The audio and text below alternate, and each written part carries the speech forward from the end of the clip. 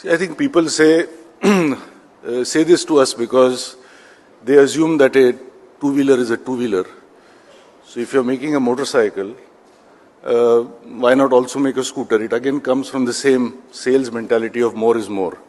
And I tell them this is like saying to Sachin Tendulkar that he should play baseball because that is about a bat and ball also. So what's the difference between baseball and cricket?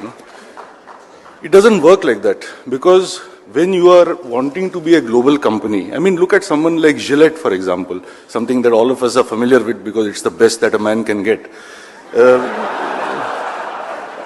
At least at our age, it's the best that a man can get.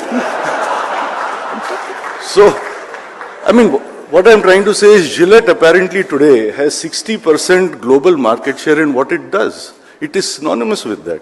When you think of a burger, you don't go to Pizza Hut. When you think of pizzas, you don't go to McDonald's.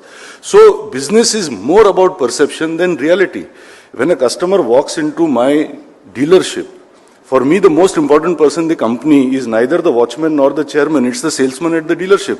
He has to answer to the customer, why mine? He has to be able to stand up and say, please buy mine because the whole world is buying mine. Because the fact of the matter is we all buy what other people buy. I mean, we don't have the guts to make and the wisdom to make such a very reasoned and wise choice. So I'm saying that in life we should climb only one mountain at a time. If there comes a time when Bajaj has we have only 10% global motorcycle market share. Should I try to move in the motorcycle segment, which is 35 million vehicles worldwide, from 10% to 15, 20, 25, 30, where I have tailwinds?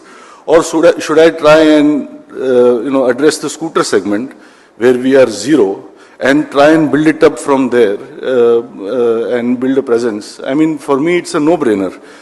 But the problem is, again, these management concepts like reimagine and re-engineer. Because I'm told you should reimagine this.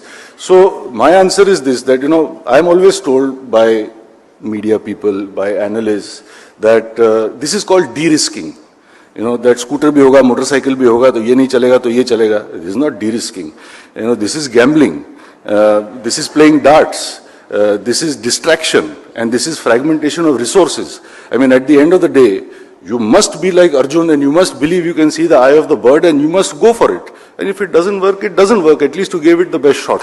So that's what I want to say one thing very seriously to all of you. That if your innovation in this country depends on government approval or the judiciary process, it will not be a case of made in India, it will be a case of mad in India.